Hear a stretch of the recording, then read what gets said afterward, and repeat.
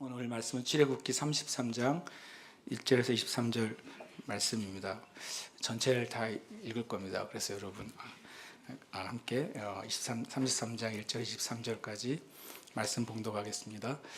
여호와께서 모세에게 이르시되 너는 내가 애굽 땅에서 인도하여 낸 백성과 함께 여기를 떠나서 내가 아브라함과 이삭과 야곱에게 맹세하여 내 자손에게 주기로 한 그 땅으로 올라가라.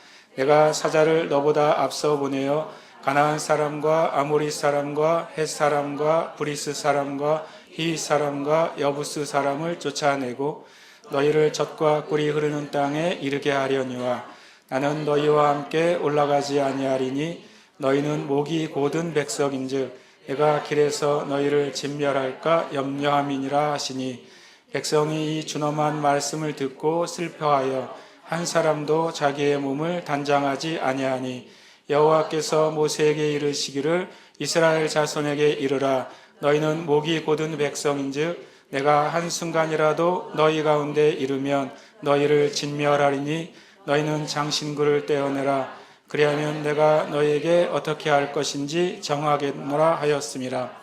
이스라엘 자손이 호렙산에서부터 그들의 장신구를 떼어내니라. 모세가 항상 장막을 취하여 진 밖에 쳐서 진과 멀리 떠나게 하고 회막이라 이름하니 여호와를 앙호하는 자는 다 진 바깥 회막으로 나아가며 모세가 회막으로 나아갈 때에는 백성이 다 일어나 자기 장막 문에 서서 모세가 회막에 들어가기까지 바라보며 모세가 회막에 들어갈 때에 구름 기둥이 내려 회막 문에 서며 여호와께서 모세와 말씀하시니 모든 백성이 회막문에 구름 기둥이 서 있는 것을 보고 다 일어나 각기 장막문에 서서 예배하며 사람이 자기의 친구와 이야기함 같이 여호와께서는 모세와 대면하여 말씀하시며 모세는 진으로 돌아오나 눈의 아들 젊은 수종자 여호수아는 회막을 떠나지 아니하니라.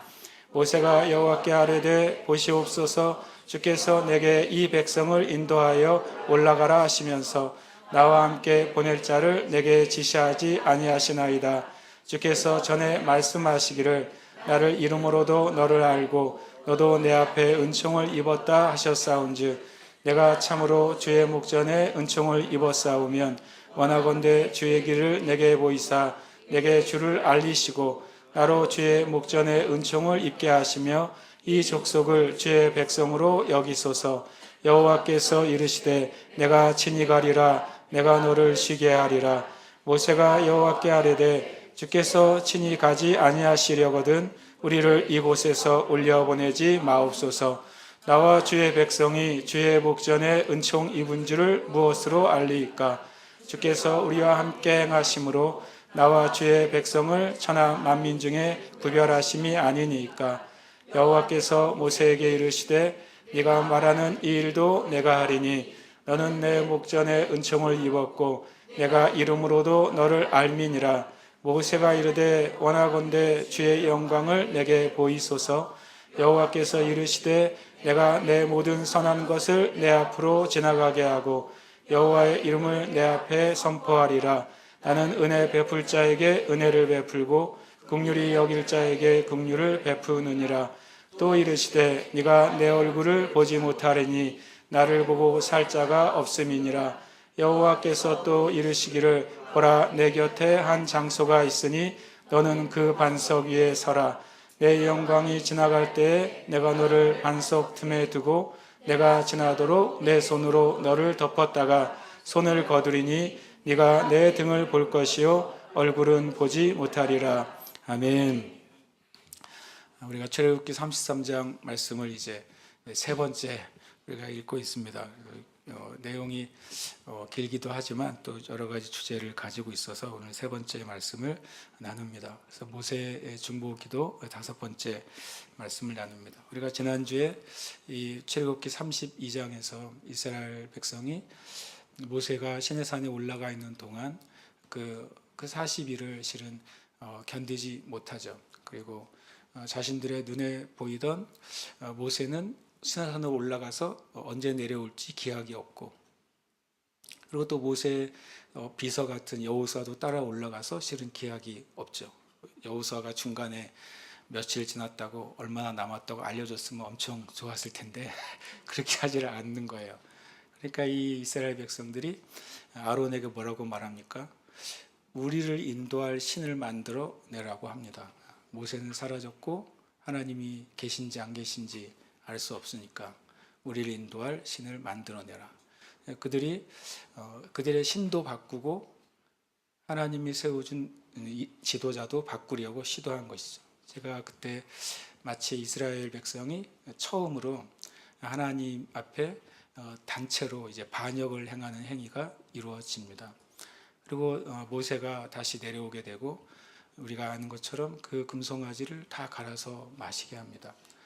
그럼에도 불구하고 계속 방종하게 행하는 이들을 하나님께서 레위 지파를 통해서 심판하시죠. 출애굽기 32장은 출애굽기 가운데 가장 슬픈 장입니다. 왜냐하면 우리 같이 출애굽한 사람 중에 3천 명이 죽임을 당한 날이에요.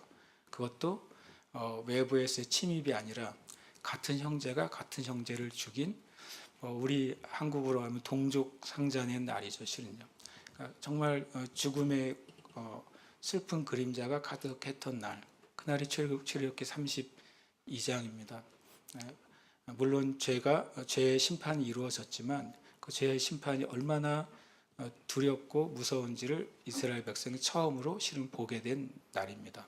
그리고 이 모세가 계속 시내산을 오르락내리락 하면서 모세가 이제 처음 시내산을 올라간 날부터 마지막 말씀을 가지고 내려온 날까지 8번 정도 모세가 시내산을 왕복했어요. 유대인들의 전통에 의하면 첫 번째 모세가 십계명을 받기 위해 올라간 날이 40일이라고 우리가 말합니다. 그것은 우리도 다 알고 있죠.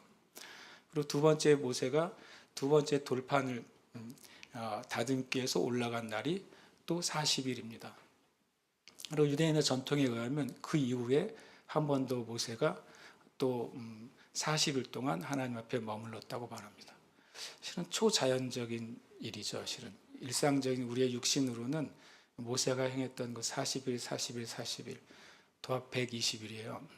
그렇게 견딜 수는 없습니다. 그러나 모세가 하나님의 영역 가운데 들어가 있었기 때문에 육신의 어떤 질서의 다스림을 받지 않고 하나님의 세계 가운데 머물러 있었기 때문에 실은 가능한 것이죠. 옆에 있는 분 보고 한번 인사를 좀 했으면 좋겠어요. 이 인사가 황당한 인사일 수 있는데 옆에 있는 분을 보십시오. 안 보십니까? 저를 안 보시죠. 옆에 있는 보고 인사하십시다. 해피 뉴 이어. 다시 한번 하십시오. 시작. 해피 뉴 이어. 출애굽기 기준으로는 오늘이 1월 1일입니다. 오늘 로시하샤나 1월 1일 나팔절입니다. 지금 유대에 가면 이스라엘이 전쟁 중이지만 다 지금 이제 1월 1일 로시하샤나를 지키고 있습니다. 왜 내일 아침이 아니냐면 유대력으로는 또 성경의 시간으로는 언제 하루가 시작됩니까? 오후 6시죠. 저녁이 되며 아침이 되니 이는 첫째 날이나 했기 때문에 우리가 예배드리기 전 6시에 이제 1월 1일이 시작됐어요. 이제 전쟁 중이지만 어쨌든 이스라엘의 1월 1일이 시작됐습니다. 또 메시아닉주 유대인들은 1월 1일에 대한 재미있는 믿음을 가지고 있어요.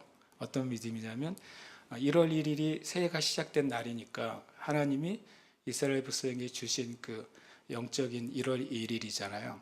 그래서 창세기 1장 1절도 1월 1일 로시 하샤냐라고 믿습니다. 또 말도 될 것 같아요. 그죠? 1월 1일 주님이 우리 양력의 1월 1일이 아니라 우리나라 구정도 아니고 항상 9월, 10월쯤에 1월 1일 묘한 날로 정하셨잖아요. 그래서 유대인들은 창세기 1장 1절 태초에 하나님의 천지를 창조하신 그 날도 아마도 로시아샤냐 1월 1일일 것이다 라고 생각합니다.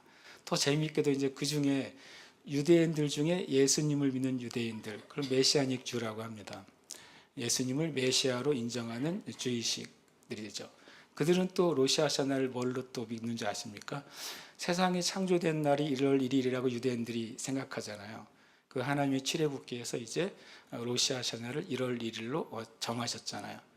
그래서 예수님이 이 땅에 태어나신 날도 로시아샤냐 1월 1일이라고 믿습니다.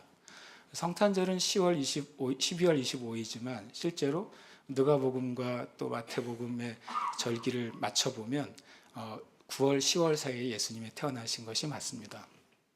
그러니까 얼추 로시아샤냐 절기랑 비슷하게 맞물려 가요. 거기까지는 어느 정도 이제 유대인들의 성경에 대한 이해와 또 성경적으로 좀 얘기해 볼 만합니다. 근데 또 재밌게도 로시아샤냐 1월 1일을 또 이제 약간 이제 신비주의 경향의 주이시 그리스도인들, 메시아닉주, 이거 이제 전체 메시아닉주를 말하는 것 아니고 약간 신비주의적인 것을 따르는 메시아닉 유대인들은 주님의 재림하신 날도 로시아샤냐라고 생각해요. 왜냐하면 보이는 세상의 시작이 로시아샤냐라면 영원한 천국의 시작도 1월 1일 로시아샤냐가 되지 않겠느냐. 저는 그거는 이제 받아들일 수 없습니다. 왜냐하면 재림하신 날 로시아샤냐라고 그러면 계산이 가능하잖아요. 성경에 주님이 날과 시는 누구만 아신다고요? 하나님만 아시니까 주님이 재림하시는 날을 날로 정하는 것은 다 뭡니까? 이단입니다. 그렇잖아요. 주님이 날과 시는 아버지께 있으니까 너희가 알 바 아니요 그랬는데 그걸 어떤 특정한 날이나 특정한 시즌으로 정하는 것은 성경적이지 않습니다. 어쨌든 한 가지는 오늘이 1월 1일인데 1월 1일 날 이렇게 이웃 교회 형제자매들 같이 예배드리니까 진짜 1월 1일 같습니다. 그럼 우리 오늘 지금 송구영신 예배를 드리는 것입니다.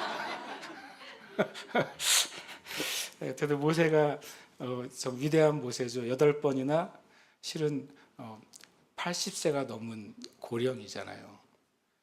물론 모세가 40년간 그 광야를 다니는 정말 잔뼈가 굵은 목자의 삶을 살았긴 했어도 80이 넘은 실은 노년에 그 높은 시내산을 8번 오르락내리락하면서 하나님과 이스라엘 사이의 중보자의 모습을 보여줍니다. 너무나도 귀하고 아름다운 모습이죠. 그 뒤에 이제 오늘 말씀은 좀 오늘도 33장을 끝내기는 좀 어려울 것 같습니다. 왜냐하면 오늘 말씀은 갑자기 이제 전체 흐름하고 상관없는 이야기가 나옵니다. 그러니까 32장에 그런 슬픈 사건이 있고 모세가 33장에 하나님 앞에 나아가서 이스라엘 백성을 위해서 중보하죠. 그리고 주님이 모세의 기도를 들어주십니다. 그래서 너희가 가나안에 갈 수 있도록 허락을 해주시죠. 그리고 모세가 주님께 이제 기도하고 또 이스라엘 백성이 그 회개의 그 표시로 그들의 모든 장신구를 떼어냅니다. 그들의 귀에 목에 걸렸던 장신구가 우상의 재료가 됐잖아요. 우상을 만드는 재료가 됐던 장신구를 그들이 떼어내고 그들이 장신구 없는 백성이 되는 것이죠. 우리가 세상에 속한 것들을 하나님 앞에 떼어내지 않으면 우리가 가지고 있는, 우리가 세상에서 살아가잖아요. 우리가 세상과 연결되어 있는 것을 주님 앞에 온전히 거룩하게 포기하지 않으면 그것이 바로 하나님 앞에 만들어진 우상의 재료가 되는 것입니다. 성경에 말씀하신 것처럼 이 세상과 이 세상에 있는 것을 사랑하지 말라. 거기엔 하나님의 사랑이 없다. 육신의 정욕, 안목의 정욕, 이생의 자랑은 거기엔 하나님의 사랑이 없고 그것은 다 사라지는 것이라고 말씀하신 것처럼 이스라엘 백성이 이때 비로소 그들이 우상숭배와 우상숭배의 처절한 심판을 경험하고 나서야 그들의 장신구를 떼어서 주님께 내어드릴 수가 있었습니다. 그때 떼어진 장신구들은 나중에 성막을 만들 때 드리는 헌물이 되는 것입니다. 우리의 삶에 하나님이 축복하시는 분이시잖아요. 우리의 건강도 축복하시고 우리의 삶의 관계도 축복하시고 물질도 축복하시죠. 그러나 그것이 내 것이라고 착각하는 순간 그것은 우상의 재료가 됩니다. 이것은 주님께로부터 온 것입니다라고 고백할 때 그때 그것이 하나님께 드려지는 참된 성막의 재료, 예배의 재료가 되는 것입니다. 근데 그렇게 이야기가 흘러가다가 갑자기 7절에 모세가 항상 장막을 취하여 갑자기 이야기가 끊어집니다. 7절에서 11절까지는 어떤 그냥 설명을 합니다. 그리고 12절을 보시면 뒤로서 이야기가 진행이 돼요. 마치 이제 만약에 어떤 영화라면 6절까지 영화가 흘러가다가 잠깐 멈추고 갑자기 광고가 나오는 것 같아요. 그리고 다시 12절에 다시 이야기가 진행이 돼요. 그래서 이 부분 오늘 좀 나누려고 합니다. 모세가 항상 장막을 취하여 진 밖에 쳐서 진과 멀리 떠나게 하고 회막이라 이름하니 여호와를 앙모하는 자는 다 진 바깥 회막으로 나아가며 모세가 회막으로 나아갈 때에는 백성이 다 일어나 자기 장막 문에 서서 모세가 회막에 들어가까지 바라보며. 굉장히 독특한 내용이에요. 여러분이 말씀을 어떻게 이해하세요? 이것은 되게 어떤 이제 40년 내내 지속됐던 상황은 아닙니다. 언제까지 지속된 상황일까요? 이것은 성막이 지어지기 전까지 있었던 상황이라고 볼 수 있습니다. 성막이 지어진 다음에는 모세는 어디로 나아갔습니까? 성막으로 나아갔죠. 아직 성막이 지어지지 않았잖아요. 34장 이후에 성막이 지어집니다. 그러니까 이 33장까지는 아직 그들에게 성막이 없어요. 뭐도 없어요? 법궤도 없어요. 그렇잖아요. 출애굽해서 나오긴 했지만 그들에게는 아직 성막도 없고 법궤도 없습니다. 그리고 이 상태에서는 뭐도 없어요? 하나님의 십계명과 말씀도 없어요. 이 사건이 지난 다음에 하나님이 십계명을 주시고 율법을 주시고 그리고 모세가 시내산에서 실제 보았던 하나님에 속한 그 성막을 부살렐과 오홀리압에게 그것을 알려주고 부살렐과 오홀리압에 의해서 성막이 비로소 세워지죠. 그러니까 33장 7절 말씀은 굉장히 독특한 거예요. 어떤 짧은 시기 안에 출애굽해서 성막이 세워지기 전까지 모세가 행했던 어떤 삶의 모습을 단편적으로 보여줍니다. 저는 개인적으로 이 7절부터 11절 말씀을 엄청 사모해요. 실은 오늘 말씀의 주제는 여기에 여러분이 계시면 안 되고 저하고 저 같은 목사들만 있어야 돼요.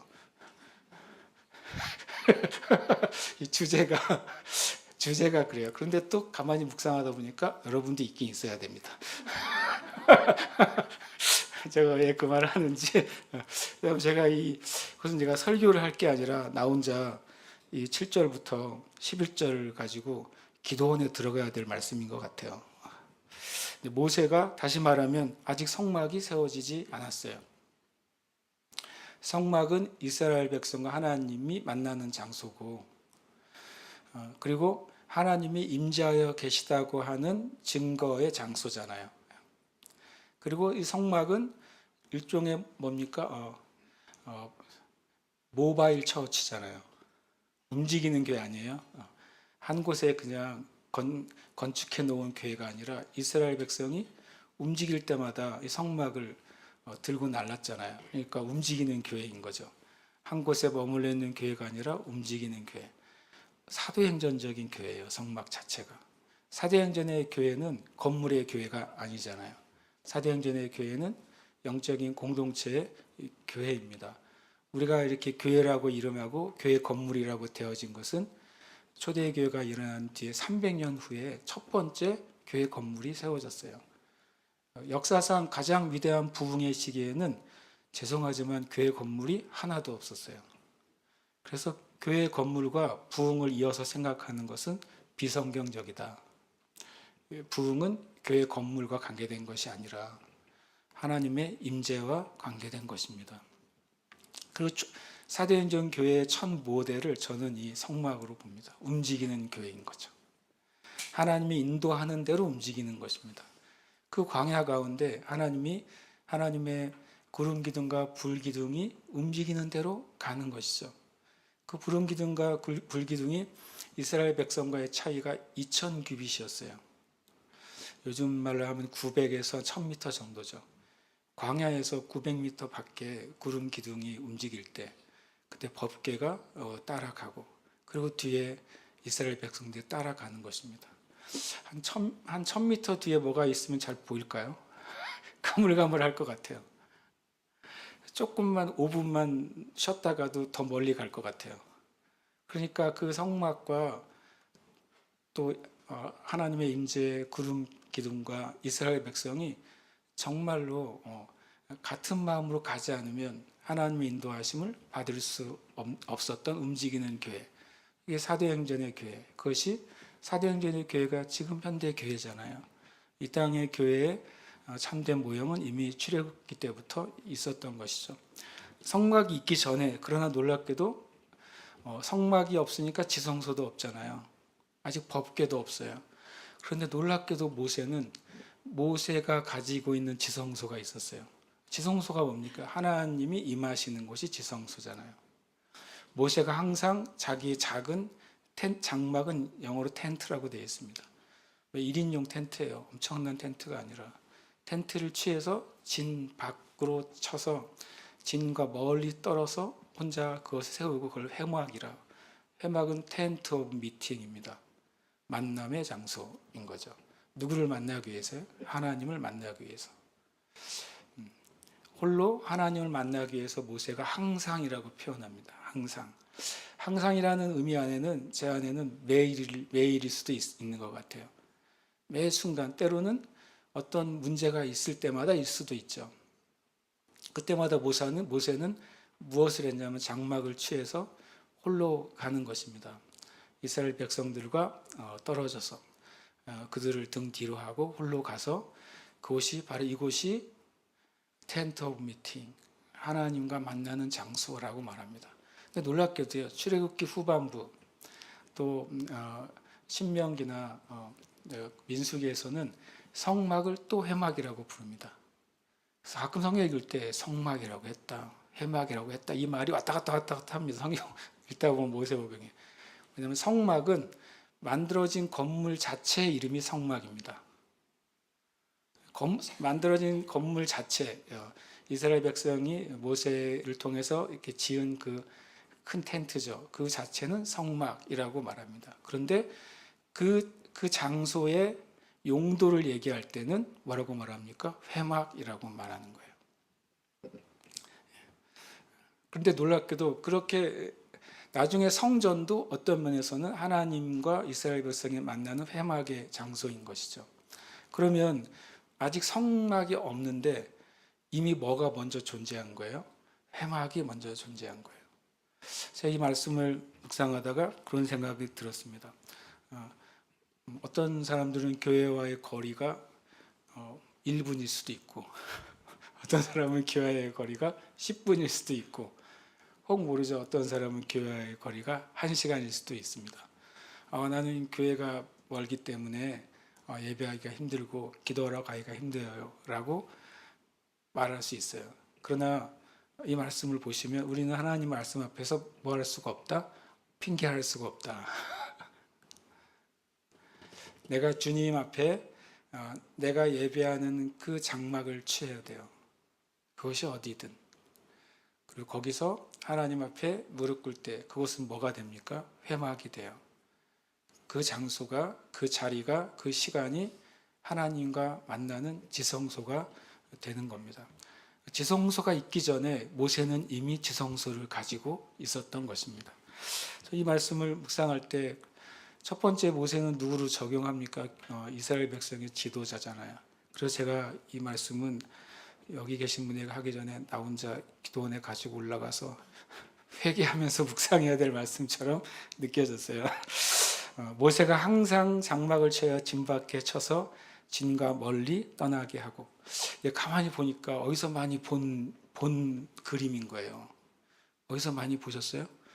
신약에서요. 같이 읽어보겠습니다. 시작. 새벽 아직도 밝기 전에 예수께서 일어나 나가 한적한 곳으로 가사 거기서 기도하시더니.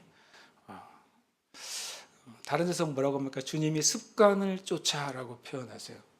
모세는 항상 이렇게 얘기했는데 예수님은 습관이 뭐냐면 장소를 옮길 때마다 사람이 없는 장소를 찾으셔서 밤에는 밤이 늦도록, 아침에는 새벽 미명에, 예수님 주변에 항상 사람이 많았잖아요.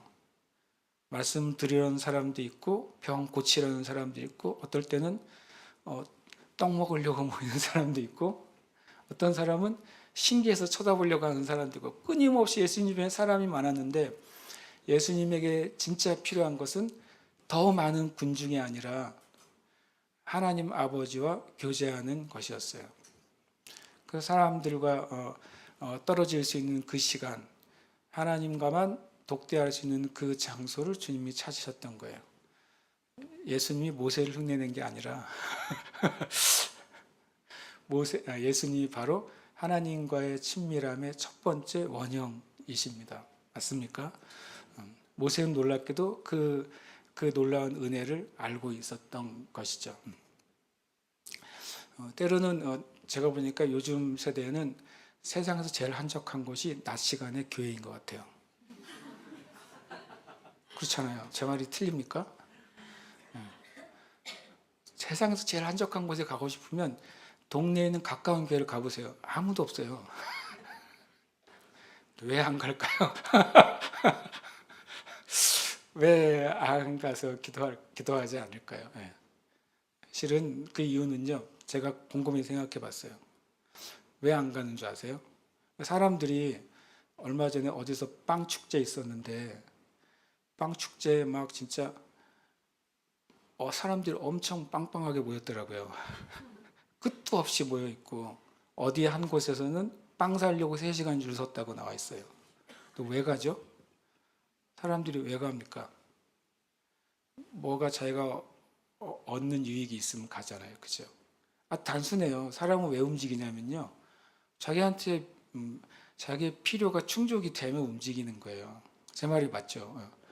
가기 싫은데 가는 경우는 어떤 경우냐면 부모님이 끌고 갈 때 이렇게 가는 거예요.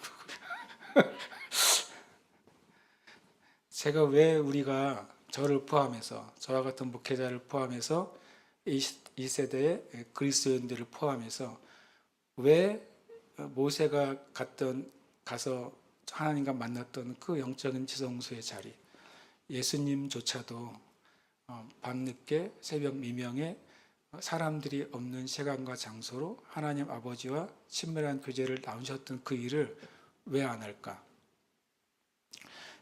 교회에서 그런 행사를 안 해서 한적한 곳 기도회 이런 거 같은 거 안 해가지고 그게 아니라 왜냐면요, 하나님하고의 친밀함의 그 맛을 본 적이 없어서 그래요.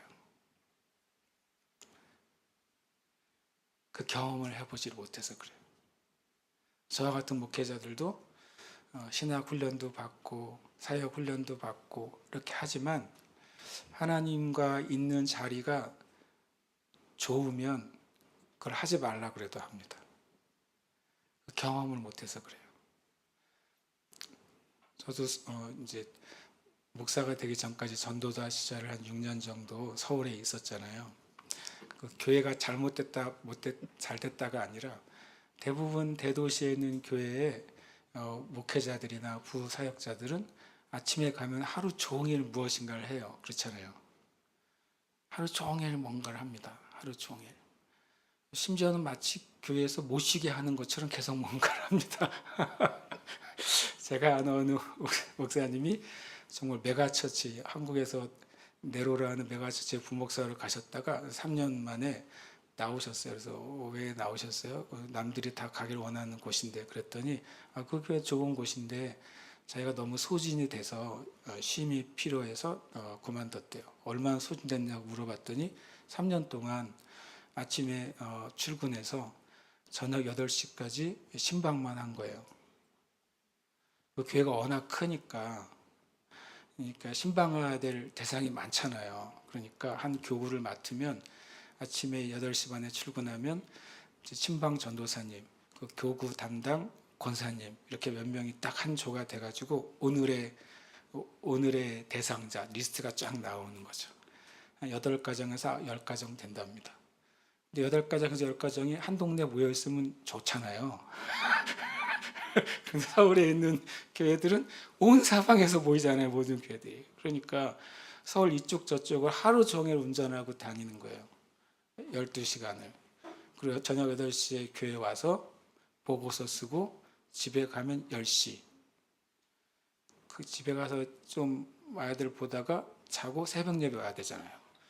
새벽 예배만 4시, 4시 반에 일어나서 교회 오면 이제 와서 그리고 다시 8시 반에 다시 시작. 그걸 3년을 했더니 너무 힘들어가지고 자기에게 좀 안식과 쉼이 필요하다고 그만두셨다 그래요.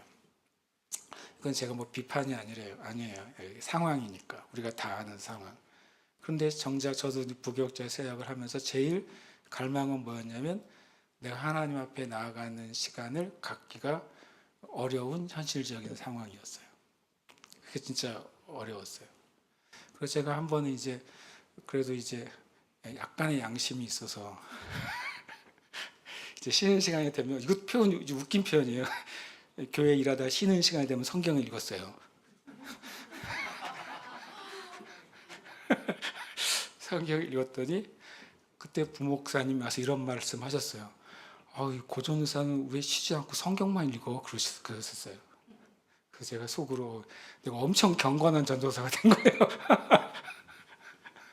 나는 내 양심 안에 내가 하나님 앞에 성경을 읽을 시간이 실제로 이제 많이 없었던 거죠. 보고서도 쓰고 계획서도 쓰고 뭐 매뉴얼도 만들고 행사를 진행하는 것 전화도 하고 막 하다 보면 다른 시간이 없는 거였어요. 그래서 제가 그런 기도를 합니다. 주님, 대한민국의 교회 목회자들과 영적인 리더들이 모세가 경험했던 그 하나님과의 친밀함, 예수님이 갈망하고 사모하시고 늘 그 자리에 계셨던 그 한적한 곳에서 하나님 아버지를 만나는 그 정말 영적인 친밀함, 그것이 회복되게 해주세요.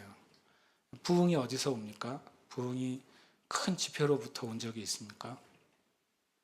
아닙니다. 우리가 1905년 웨일즈 부흥, 또 아주사 부흥, 평양 대부흥 얘기하지만 부흥의 시작은 한 사람부터 항상 왔어요. 한 사람이 하나님과의 깊은 관계 가운데 있을 때 하나님이 그 한 사람을 통해 사람들이 예상하지 않는 장소에서, 예상하지 않는 상황에서, 기대하지 않는 일들을 통해서 항상 일으키셨단 말이에요. 그게 하나님의 비밀이고 하나님의 지혜죠. 그럼 저는 이제 10월 달에 한국의 전국 단위로 많은 부흥을 위한 집회들이 있어요. 저도 주님께 그런 부흥의 집회 가운데 하나님의 은혜가 한국교회에 부어지길 저도 기도합니다. 그러나 또 한편으로는 진짜 부흥의 시작은 저는 이 말씀 같은 곳에서 시작한다고 믿습니다. 저와 여러분이 주님과 만나는 그 시간이 즐거워서 가시길 축복해요. 다시 말하자면 인간은요, 유익이 있으면 해요. 인간은 유익이 없으면 안 합니다. 그게 그냥 사람의 본질이에요. 내가 전도하는 게 즐겁잖아요. 그럼 그걸 하는 거예요. 내가 노는 게 즐거우면 그걸 하는 거예요. 그렇잖아요. 시편 1편에서 누가 복 있는 사람이라고 그랬어요? 여호와의 말씀을 즐거워해서 주야로 묵상하는 사람이에요. 말씀을 주야로 묵상하는 사람이 복 있는 사람 아니에요. 말씀을 주야로 묵상하는 사람들 보고 싶으면 이스라엘 가면 알 수 있어요. 주야로 묵상합니다. 주야로 토라를 읽고 외우고 암송합니다. 근데 그들이 즐거워서 하는지는 모르겠어요. 성경은 단순히 말씀을 주야로 묵상하는 사람이 복 있는 사람이 아니라 그 말씀을 즐거워서요. 그래서 우리는 기도해야 돼요. 주님, 내가 드리는 예배가 즐거운 것이 되길 제가 원해요. 세상에 제일 힘든 게 뭐냐면 즐겁지 않은 예배를 드리는 거예요. 지금 혹시 여기 제일 힘든 분이 계시지 않기를 간절히 제가 바라는데 세상에 제일 힘든 거 아니에요, 그거요? 세상에 제일 힘든 노동이에요. 그 힘든 싫은 예배를 드리는 거. 그러니까 우리 안에 이 은혜가 있게 되시기를 축복합니다.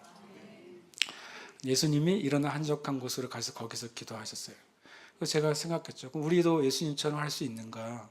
근데 우리는 이런 표현은 그렇지만 예수님 하셨던 은혜보다 더 큰 은혜가 우리에게 주어졌어요. 근데 이 땅의 그리스도인들이 그걸 잘 몰라요. 함께 읽겠습니다. 시작. 기도를 계속하고 기도에 감사함으로 깨어 있으라. 이것은 저희 이제 교회 10월 달 약속의 말씀이에요. 10월 약속의 말씀. 자, 외우시길 축복합니다. 만날 때마다 한 번씩 이렇게 인사를 하지 마시고 기도를 계속하고 그럼 뒤에 사람이 나머지를 읽는 거예요. 먼저 만난 사람이 먼저 하는 게 유리하죠. 2단어밖에 안 되니까.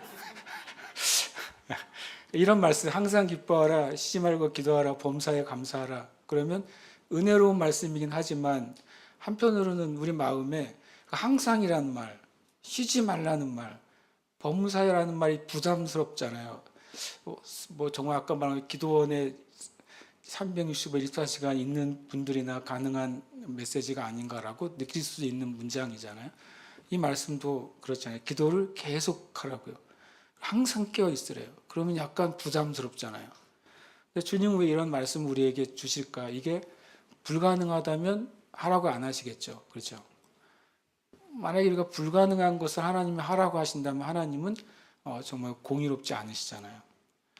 또 반대로 정말 죽도록 힘들어가지고 이걸 할 수 있는 사람이 몇 명 안 되는데 하나님이 하라고 하시는 것도 약간 공의롭지 않으시잖아요.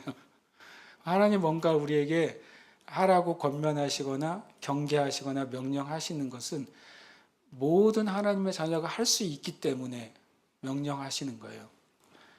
아까 말한 것처럼 할 수 없거나 소수의 사람만 할 수 있는 것을 명령하시면 그건 정말 경고는 어려운 일이에요.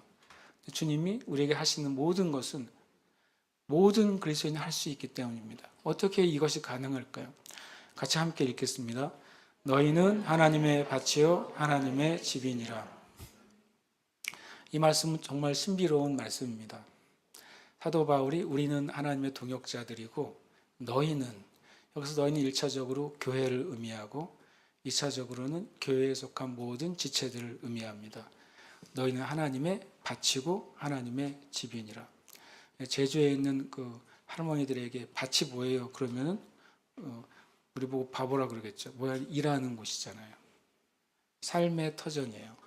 그런데 성경은 믿는 자들이 하나님이 일하는 밭이래요. 더 나아가서 믿는 자들이 뭐라고? 하나님의 집입니다. 모세는 성전이라는 보이는 어떤 성전이 없기 전에 이미 그 안에 지성소가 있었어요. 그렇잖아요. 예수님은 예루살렘 성전에 가셔서 기도한 게 아니라 한적한 장소에서 항상 하나님과의 친밀한 교제를 나누셨어요. 그렇죠. 이 땅의 그리스도인들은요. 우리는 더 놀라운 은혜가 있어요. 우리 자신이 하나님의 집이에요. 그 사실을 우리가 깊이 알게 되기를 축복합니다. 성경의 진리잖아요. 하나님의 집이니까 누가 사시는 거예요? 하나님이 사시는 거예요. 우리가 어디 갈 필요가 없어졌어요. 우리가 하나님 만날 약속을, 만날 장소, 시간을 약속할 필요가 없어졌어요. 하나님 우리 안에 계시니까요. 그래서 우리는 언제든지 내 안에 계신 하나님과 뭐 할 수 있어요? 교제할 수 있게 되죠. 우리는 기도를 계속할 수 있어요. 쉬지 말고 기도할 수 있게 됐어요. 내 안에 하나님이 내 영을, 거듭난 나의 영을 하나님의 거처로 삼으셨는데 주님이 성경에 보면 한마디 더 붙여요. 우리가 헷갈릴까 봐. 영원히 내가 너희 안에 거하겠다 그러세요. 하나님 왔다 갔다 하시는 게 아니라 한번 들어오신 다음에 영원히 거하시겠다고 말씀하셨기 때문에 저와 여러분은 어디서든지 모세가 했던, 어디서든지 예수님이 했던 그 하나님과의 친밀한 교제를 할 수 있는 자가 되었습니다. 아멘이십니까? 네. 우리는 물론 교회에 가서 기도할 시간과 장소를 정하는 건 2배로 은혜롭습니다. 그러나 그렇게 하지 못할 때라도 이 사실을 기억하셔야 돼요. 우리의 심령이 성막의 지성소이고 성전의 지성소이다. 성경이 그렇게 말씀하고 있는 것입니다. 우리도 예수님을 따라서 한적한 곳, 그 한적한 곳이 어디입니까? 우리의 심령이에요. 우리 주변에 수많은 사람들이 있고 수많은 사건들이 벌어지고 유리한 상황, 불리한 상황, 긍정적인 상황, 부정적인 상황, 심지어는 악한 상황이 우리 주변에 일어날 수 있잖아요. 그런데 진짜 한적한 곳은 어디냐면 저 여러분의 심령인 거예요. 하나님이 계신 이곳은 가장 깊은 장소고 누구도 그곳에 들어올 수가 없어요. 오직 여러분과 하나님만 계시는 장소입니다. 그래서 정말 돛대기 시장 같은 곳에서 우리는 뭐 할 수 있습니까? 지성소에서 주님을 만날 수 있어요. 어지럽고 힘든 환경 가운데서 우리는 주님을 만날 수 있어요. 혹 우리의 육신이 다운되고 어렵고 아픈 상황 가운데서도 우리는 주님을 만날 수 있어요. 왜입니까? 우리가 하나님의 집이니까. 거기 하나님이 늘 계시니까. 따로 만나러 갈 장소가 없어요. 필요가 없어요. 그리고 그렇게 하나님의 집인 사람들이 모여서 예배하는 곳이 어디예요? 주님의 교회인 것입니다. 정말 영광스럽고 정말 영광스러운 곳입니다. 모세가 항상 장막을 취하여 진 밖에서 진과 멀리 떠나고 회막이라 이름하니, 저는 7절, 8절부터 10절을 읽으면서 저 자신에 적용을 했어요. 먼저는 모세가 가죠. 그랬더니 여호와를 앙망하는 사람들이 모세가 하나님께 나아가는 것을 보고 자기의 회막으로 나아가기 시작합니다. 그랬더니 8절에 보니까 다 일어나서 모세를 보는 거예요. 다시 말해 아직 성막이 없어요. 다 일어나서 모세가 가는 길을 바라보는 거예요. 모세가 뚜벅뚜벅 자기 텐트를 챙겨가지고 진 밖으로 걸어 나갈 때 이제 백성들이 아는 거예요. 모세가 왜 나가는지, 나가서 무엇을 하는지. 모세가 나갔다 들어오면 모세의 얼굴이 얼마나 영광으로 가득 차 있는지를 보는 거예요. 그래서 제가 이거는 제가 기도원 가서 읽어야 될 말씀이라고 생각해요.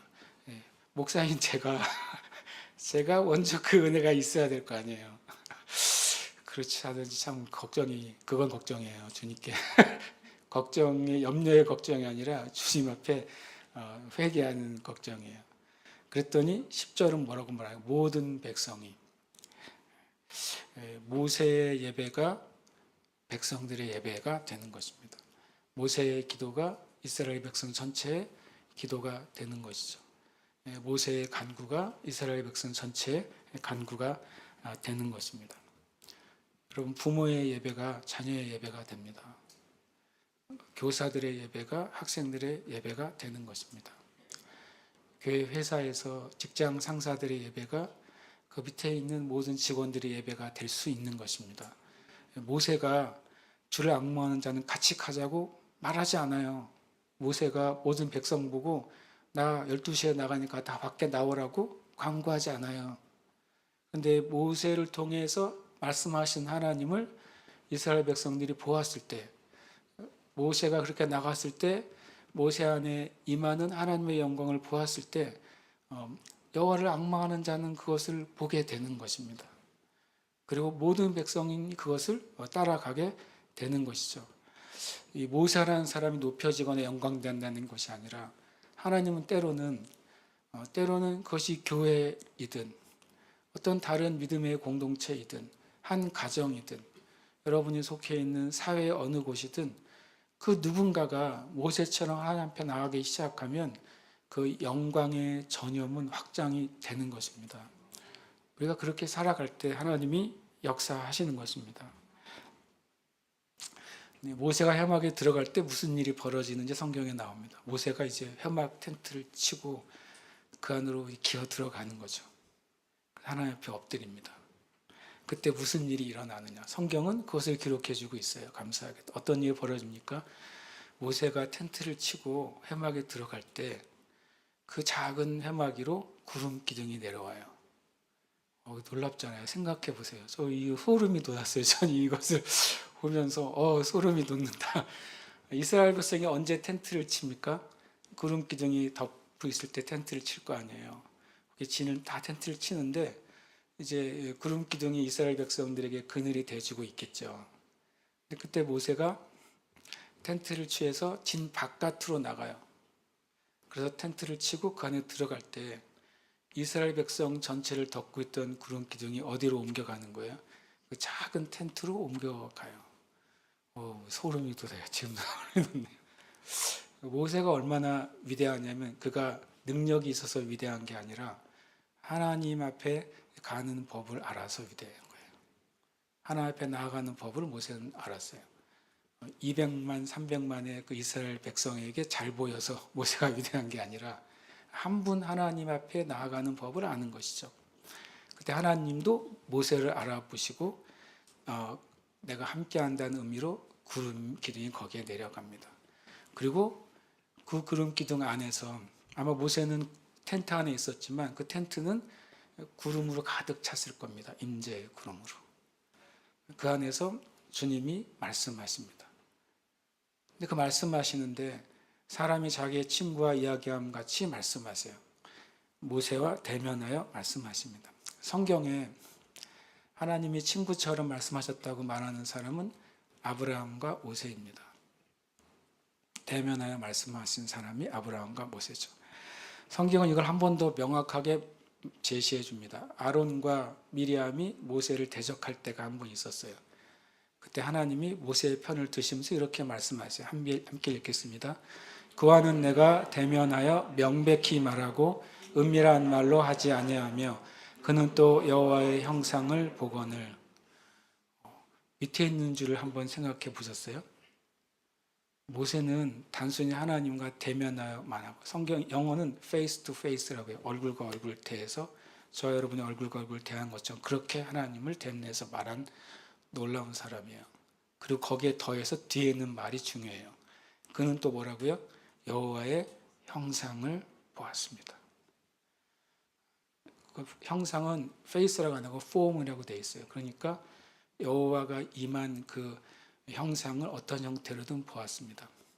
스가랴가 본 형상이든 에스겔이 본 형상이든 또는 사도 요한이 본 형상이든 하나님의 임재의 형상을 모세는 보고 이야기했어요. 모세는 그렇게 하나님 만났기 때문에 하나님의 말씀에 1.1획도 더하거나 뺄 수가 없어요. 왜냐하면 하나님의 형상을 보고 거기서부터 나는 음성과 교제했기 때문에 그렇습니다. 다시 말하자면 우리는 이 은혜가 있어요. 왜냐하면 예수님은 하나님의 형상이세요. 예수님이 나를 본 자는 하나님을 보았다라고 말씀하셨어요. 나를 아는 자는 아버지를 아는 것이다 라고 말씀하셨어요. 모세는 복음서가 없었잖아요.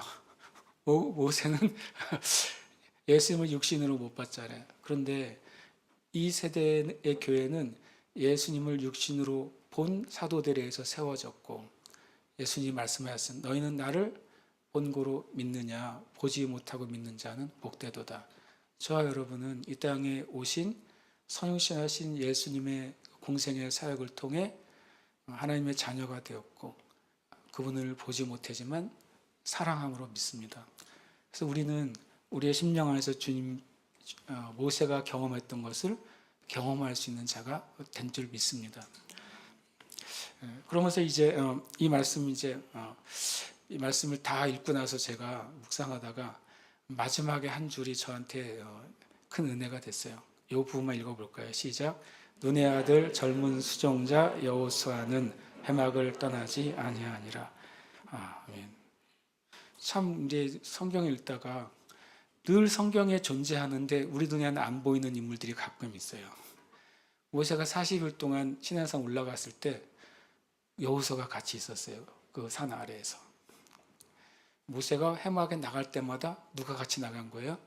여호수아가 따라 나갔어요. 참 놀랍죠. 그런데 모세는 진으로 돌아왔어요. 왜요? 하나님의 그 구름 기둥이 떠나갔으니까. 그런데 그조차도 끝까지 남아서 은혜를 사모했던 사람이 있으니 누구예요? 여호수아예요. 눈의 아들 젊은 수종자 여호수아. 전 이 말에 굉장히 은혜를 받아요. 왜냐하면 젊은 수종자라고 그랬는데 여호수아가 이때 나이가 약 45세 정도로 말을 합니다. 45세는 유스예요. 젊은이에요.